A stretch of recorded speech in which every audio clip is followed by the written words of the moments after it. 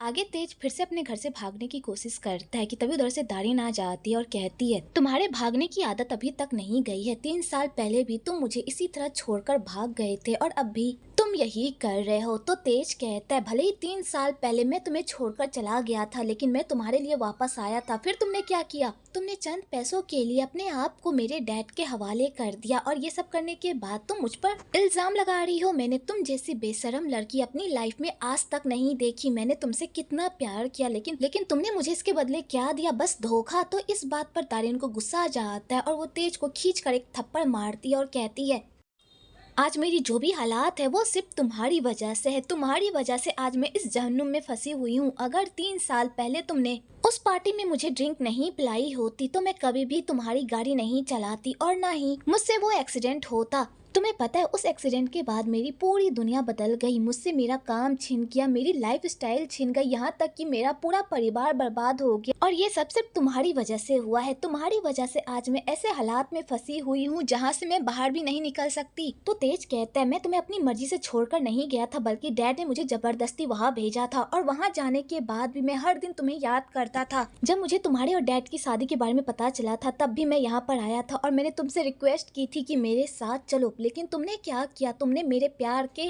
ऊपर मेरे डैड का पैसा रखा और उन्हें चूज किया। इसलिए इन सब का ब्लेम मुझ पर तो बिल्कुल भी मत ठोको दारिन, क्योंकि तुम पैसों की चकाचौंध में इतनी खो गई थी कि तुम्हें मेरा प्यार ही नजर नहीं आ रहा था। तो दारिन कहती है, मैंने तुम्हारे डैड से अपनी मर्जी से शादी नहीं की थी, बल्कि उन्होंने मेरे साथ जबरदस्ती की थी। तो तेज कहता है, अगर ऐसी बात है दारिन तो थामो मेरा हाथ और चलो मेरे साथ। हम दोनों इन लोगों से दूर एक नई दुनिया बसाएंगे जहाँ पर हम दोनों एक दूसरे का ख्याल रखेंगे। तो दारिन ये बात सुनकर खुश हो जाती है और वो तेज का हाथ थामने लगती है, लेकिन तभी तेज उसे कहता है कि इस घर से निकलने के बाद मेरे पास तुम्हें अपना प्यार देने के अलावा कुछ भी नहीं होगा। हम दोनों को बाहर बहुत ही मुश्किलों का सामना करना पड़ेगा। क्या तुम इन सबको हैंडल करने के लिए तैयार हो? तो दारिन जैसे ये बात सुनती है कि बाहर उसे गरीबों वाली लाइफ जीनी पड़ेगी तो वो अपना हाथ छीप लेती है। तो तेज ये सब देखकर समझ जाता है कि दारिन को अब ऐसो आराम की आदत हो गई है, अब वो कभी भी गरीबों वाली लाइफ तो बिल्कुल भी नहीं जीना चाहती। कि तभी उधर से थॉमस की एंट्री हो जाती है और थॉमस जब उन दोनों को एक साथ देखता है तो वो गुस्से से पगला जाता है और वो कहता है,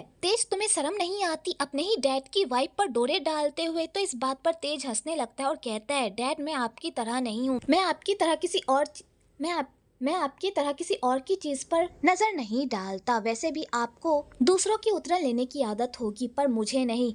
लेकिन अगर दारिन मुझसे कहे कि वो यहाँ पर खुश नहीं है और वो यहाँ से जाना चाहती है तो मैं उसका साथ जरूर दूंगा। तो थॉमस जब ये बात सुनता है तो वो समझ जाता है कि इतना कुछ करने के बाद भी अभी भी तेज के दिल में दारिन को लेकर फीलिंग्स है, इसलिए वो तेज के दिल में दारिन के लिए और नफरत भरने के लिए उसके सामने ही दारिन को किस करने लगता है। तो तेज जब ये सब कुछ देखता है वो गुस्से से पगला जाता है और वो अपने डैड को रोकने की कोशिश करता है, लेकिन तभी वहाँ पर मंगू आ जाता है और वो तेज को रोकने लगता है। तो थॉमस ये सब देखकर भी नहीं रुकता, बल्कि वो जानबूझकर दारिन के करीब जाता है और उसे धमकी देता है कि अगर तुम अपनी माँ की भलाई चाहती हो तो चुपचाप यहाँ पर मुझे कोऑपरेट करो, वरना जो तुम मेरे पैसों पर इतना ऐश कर रही हो और अपनी माँ का इलाज करवा रही हो वो सब मैं बंद कर दूंगा। तो दारिन यहाँ पर थॉमस के डर से उसके साथ कोऑपरेट करने लगती है और उसे किस करने लगती है। तो तेज जब ये सब कुछ देखता है तो वो समझ जाता है कि अब दारिन उसकी पहले वाली दारिन नहीं रही जिससे वो बेइंतहा मोहब्बत करता था, अब वो बदल गई है। तो तेज गुस्से से वहाँ से चला जाता है। तो तेज के जाने के बाद थॉमस फिर से अपने असली रूप में आ जाता है और वो दारिन को धमकी देता है और कहता है, मेरे बेटे से दूर रहो। अगर मेरे बेटे से तुमने पेचअप करने की कोशिश की या उसके करीब जाने की कोशिश की तो उसके बाद मैं तुम्हारे साथ क्या करूंगा तुम सोच भी नहीं सकती। और थॉमस ये कहकर वहाँ से चला जाता है और बेचारी दारिन फूट फूट कर रोने लगती है। दूसरी तरफ तेज अपने रूम में जाता है और दारिन की सारी फोटो को कचरे के डब्बे में फेंक देता है, क्योंकि अब दारिन की हरकतों को देखकर अब उसके दिल में दारिन के लिए मोहब्बत नहीं बल्कि नफरत पैदा हो रही होती है। अगले दिन प्रिया को पता चलता है कि फेथ हॉस्पिटल में एडमिट है, तो वो फेथ से मिलने के लिए जाती है और उन लोगों से पूछती है कि आखिरकार ऐसा क्या हो गया जो फेथ की ऐसी हालत हो गई। तो शर्मिली और नूरी उसे बताते हैं कि उस दिन पार्टी में जो भी हुआ उस वजह से मुकमनी ने फेथ पर केस कर दिया और यही सदमा फेथ बर्दाश्त नहीं कर पाया, जिस वजह से उसने सुसाइड करने की कोशिश की, लेकिन सही टाइम पर मैं इनके घर पहुंच गई जिस वजह से इनकी जान बच गई। तो प्रिया जब ये बात सुनती है तो उसे मुकमनी पर बहुत ही गुस्सा आता है कि वो इतने छोटे से मामले पर फेथ पर केस कैसे कर सकती है।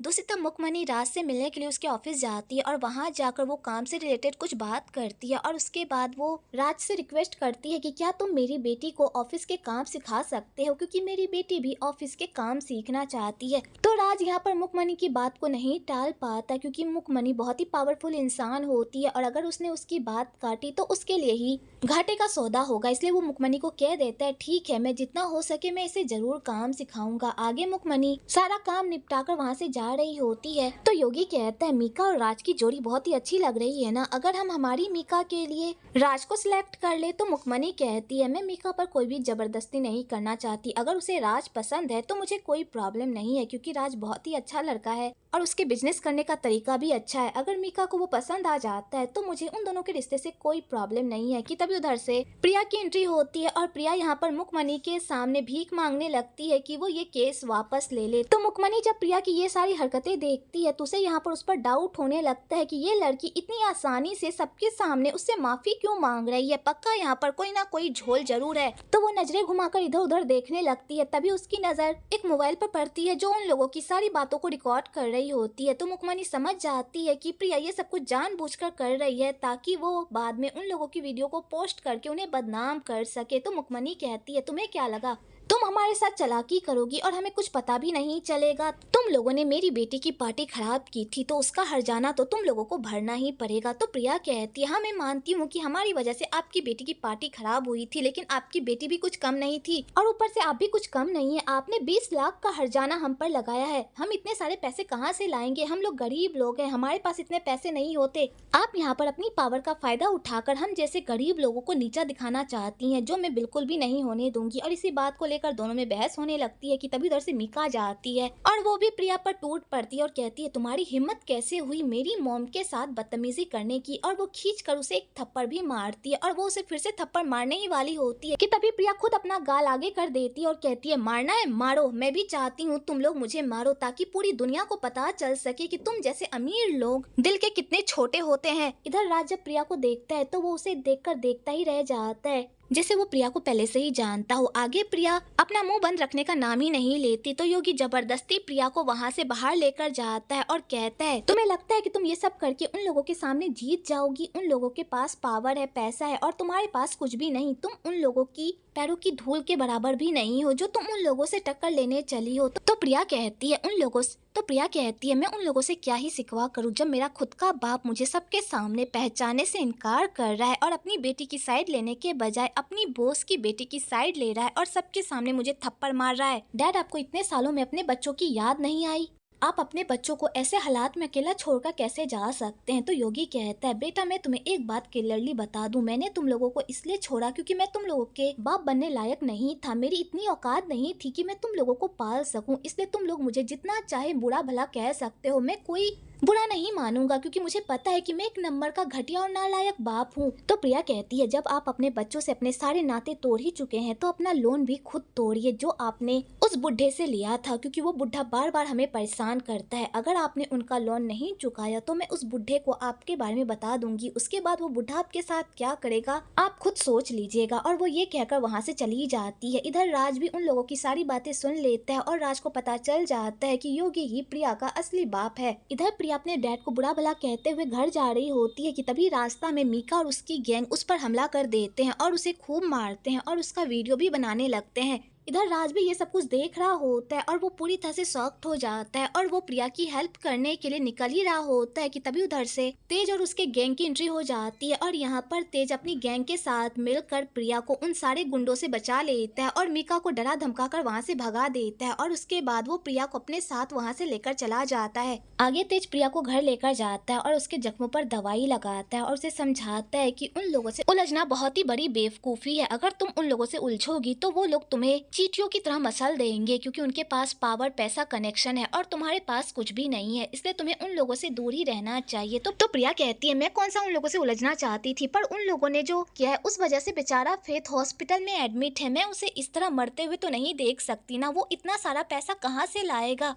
मुझे फेथ की टेंशन हो रही है। तो तेज कहता है जो भी हो, लेकिन वो लोग बहुत ही खतरनाक और पावरफुल लोग हैं, तुम लोग उन लोगों से नहीं जीत सकते। तो प्रिया कहती है इन सारी बातों को छोड़ो, तुम अपनी बात बताओ, तुम अचानक गायब कैसे हो गए थे। तो तेज यहाँ पर उसे पूरी स्टोरी बताता है। तो प्रिया कहती है मुझे पहले से ही पता था कि वो लोग तुम्हें किडनैप करके ले गए थे, वरना तुम ऐसे थोड़ी चले जाते। तो तेज कहता है वैसे तुम ये बताओ, तुमने हमारी दोस्ती की कीमत बस 1 लाख रुपए लगाई, तुम्हें इससे ज्यादा मांगना चाहिए था ना। तो प्रिया कहती है तुम सही कह रहे हो, मुझसे भूल हो गई, मुझे 4 से 5 लाख रुपए मांगने चाहिए थे। तो तेज कहता है तुम मेरी दोस्ती की कीमत इस तरह लगाओगी। तो प्रिया कहती है मजाक कर रही हूँ, एक बार मैंने तुम्हारी जान बचाई थी और इस बार तुमने मेरी जान बचाई।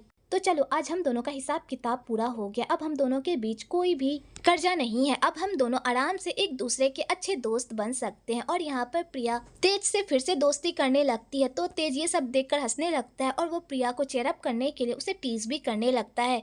अगले दिन प्रिया फेथ से मिलने के लिए हॉस्पिटल जाती है। तो उस हॉस्पिटल में वो उसी बुढ़े लॉन शार्क से टकरा जाती है जो पैसों के लिए उसके पीछे पड़ा होता है। तो वो बुढ़ा जैसे ही प्रिया को देखता है, उसे देखते ही उसे पकड़ने के लिए उसके पीछे भागने लगता है। तो प्रिया भी उस बुढ़े को देखकर वहां से भागने लगती है, जिस चक्कर में उसका एक्सीडेंट होते होते बच जाता है। और जिस गाड़ी से उसका एक्सीडेंट होने वाला होता है वो गाड़ी किसी और की नहीं बल्कि राज की होती है। तो प्रिया उस बुढ़े से बचने के लिए उस कार में बैठकर वहां से चली जाती है। तो उस कार में उसकी मुलाकात राज से होती है। तो वो कहती है तुम तेज के बड़े भाई हो ना। तो राज कहता है तुम्हें मेरे बारे में सब कुछ पता है। तो प्रिया कहती है मैंने उस दिन तुम्हें शादी में देखा था, इसलिए मुझे पता है। और वो ये कहकर ड्राइवर को साइड में गाड़ी रोकने को कहती है, पर राज उसे उतरने नहीं देता और कहता है चलो मैं तुम्हें तुम्हारे घर छोड़ देता हूँ। और यहाँ पर राज प्रिया को कहती है वो योगी तुम्हारा डैड है ना, और तुम्हारे डैड ने ही उस बुढ़े लोन शार्क से लोन लिया था जो तुम्हारे पीछे पड़ा हुआ है। तो प्रिया कहती है तुम्हें मेरे बारे में बहुत कुछ पता है। तो राज कहता है मैंने तुम्हारे और तुम्हारे डैड की सारी बातें सुन ली थी, इसलिए मुझे पता है। तो प्रिया कहती है तुम्हें मेरे बारे में जो भी पता हो अब मेरा पीछा छोड़ो और अपने घर जाओ। तो राज कहता है प्रिया तुमने मुझे अभी भी नहीं पहचाना। तो प्रिया कहती है तुम कौन हो, मैं तुम्हें क्यों पहचानूंगी। तो राज यहाँ पर प्रिया को कहने ही वाला होता है कि वो उसे कैसे जानता है कि तभी उधर से नूडी का नशेरी भाई प्रिया पर अटैक कर देता है, क्योंकि नूडी अपने नशेरी भाई से अपने पैसे बचाने के लिए वो अपने सारे पैसे प्रिया के पास जमा करती है। और ये बात नूडी के नशेरी भाई को पता होती है, इसलिए वो प्रिया के पीछे जाता है और उससे पैसे मांगता है। तो प्रिया जैसे उसे देखती है वो पूरी तरह से शॉक्ड हो जाती है और वो राज का हाथ पकड़कर उसे वहां से लेकर भाग जाती है। दूसरी तरफ थॉमस इन्वेस्टर के साथ मीटिंग कर रहा होता है कि तभी उधर से तेज की एंट्री होती है और तेज अपने डैड से पूछता है कि ये क्या है, आप मुझे फिर से यूएस भेज रहे हैं। मैं नहीं जाऊंगा। तो थॉमस कहता है तुम्हें जाना ही होगा और अभी यहाँ से जाओ, मैं अभी काम कर रहा हूँ। पर तेज वहाँ से जाने का नाम ही नहीं लेता और अपने डैड को कहता है मैंने बहुत आपकी मनमानी सह ली, लेकिन अब मैं आपकी मनमानी बिल्कुल भी नहीं सहूंगा। मैं यूएस नहीं जाऊंगा बल्कि यही रहूंगा और वही करूंगा जो मेरा मन करेगा। और यहाँ पर तेज